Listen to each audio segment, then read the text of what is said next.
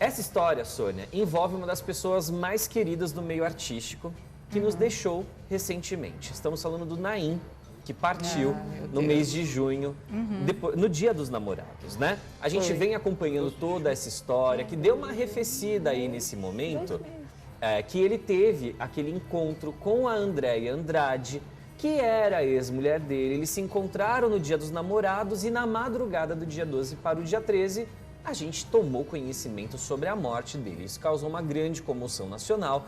A gente ainda não tem aqui o laudo da polícia a respeito da causa da morte do Naim. O que a gente tem é o laudo do IML, que isso é uma coisa que atesta a morte, mas o que provocou a morte dele, a polícia ainda não terminou suas investigações. E a primeira classificação era de morte suspeita, né? Exatamente, Sônia. Tanto que a gente comentou aqui também no programa que todas as pessoas seriam investigadas, incluindo a própria Andréia.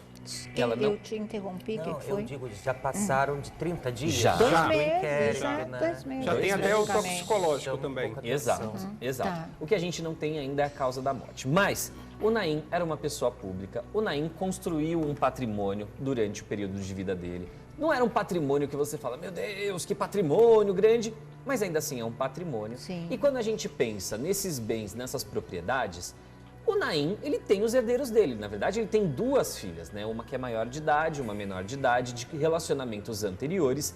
E com a Andréia Andrade, com quem ele se relacionou de 2011 até 2023, que a gente tem essa informação que é importante detalhar aqui, ele não teve nenhum filho, não tem nenhum herdeiro. Pois bem, o que acontece?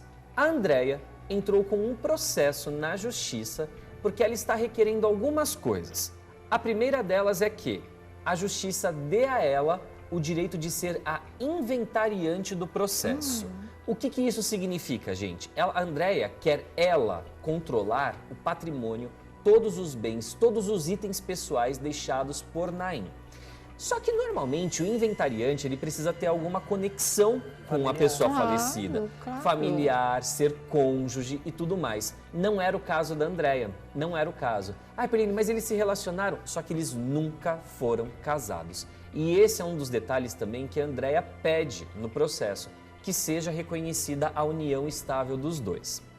Aí a gente pode parar para pensar, tudo bem, eles tiveram um relacionamento, mas poxa, em 2023 aqui no programa, a gente relatou que eles tinham se separado, né, por uma série de fatores. Eles, né, Eles falaram comunicaram mesmo, de né? forma Ele pública comentou, isso. isso foi público, o Exato. final do relacionamento. Todo mundo já estava sabendo, eles tinham comunicado isso em rede social. A Andréia participou de um reality show da Record neste ano na condição de mulher solteira, participou de programas, inclusive o do Lucas Selfie na internet, onde foram a tentar arranjar namorado para ela e ela se predispôs a isso.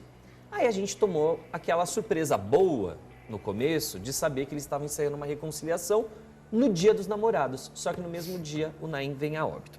O que acontece? Contei tudo isso para vocês porque nesse processo aqui me assustou uma parte da declaração da Andréia e que eu vou ler aqui para vocês também se assustarem com a gente.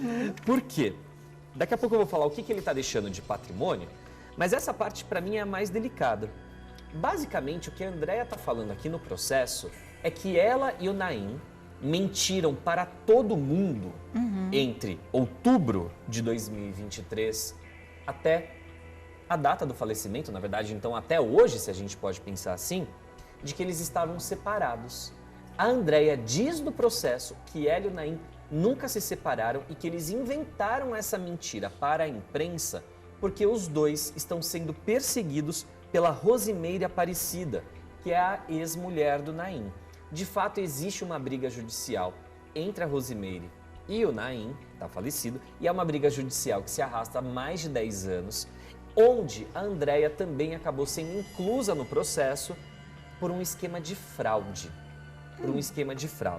Diz aqui no processo que a Andréia e o Naim, né, eles resolveram contar essa mentira para a imprensa, para os amigos em comum e até para os parentes, só para despistar a Rosimeire, para a Rosimeire parar de encher o saco, é basicamente o que está escrito aqui no processo, para que eles conseguissem resolver a vida deles.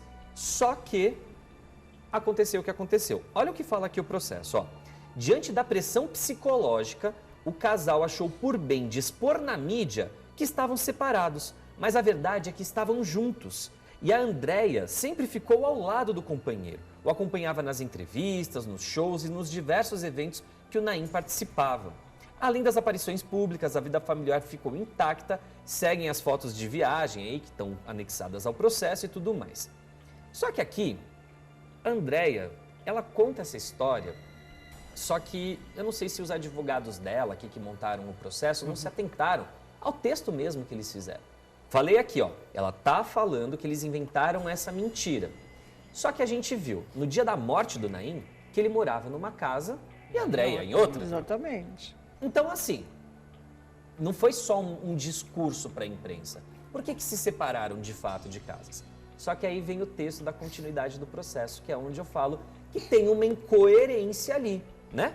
Fala o seguinte, ó, o casal permaneceu no mesmo teto até o dia 12 de junho de 2024. A gente sabe que não é verdade. Não é? A gente sabe que isso não é verdade, porque no relato dela, no dia da morte do Naim, ela deu entrevistas para todo mundo falando que teve um encontro na casa dele, deixou ele lá e voltou para a casa dela. Ou seja, não viviam até o dia 12 de junho sob o mesmo teto. Então aqui tem uma mentira. Ou o que você disse nas entrevistas para toda a imprensa até hoje foi uma mentira, Andréia? Qual que é a mentira? O que está no processo ou o que você falou na imprensa? Isso você precisa explicar. E aí, ela fala o seguinte, ó, sendo que nessa noite, no dia 12 de junho, eles passaram o dia dos namorados juntos, né? Isso foi explicitado na mídia, igual ela fala aqui no processo. E aí fala o seguinte, ó, é importante informar que apesar da mudança para a nova residência, Andréia e Naim estavam passando por um momento de renovação da vida conjugal por ocasião do desgaste do tempo de convivência fomentado pela perseguição da ex-esposa do Naim. Então, o que ela está falando aqui? Que eles decidiram morar em outra casa só porque a ex do Naim perseguia ele. E olhando os documentos dos processos, eu fui atrás também do processo que a Rosimeire colocou contra o Naim. E não existe uma perseguição. Quando a gente fala perseguição, a gente pensa o quê? Que a pessoa tá ali, ó. Tá ali atrás da mureta, tá escondida atrás do carro que tá estacionado do outro lado da rua para ficar perseguindo e tudo mais. Não, existe um imbróglio judicial envolvendo, sim, dívidas que foram contraídas na época em que eles eram um casal e a Rosimeire está acusando a Andréia de participar de um esquema de fraude com o Naim porque existe uma dívida ali e que o Naim alegava que não tinha como pagar, só que aí a Rosimeire conseguiu provar na justiça que o Naim tinha o dinheiro, só que ele repassava tudo para as contas da Andréia, tudo.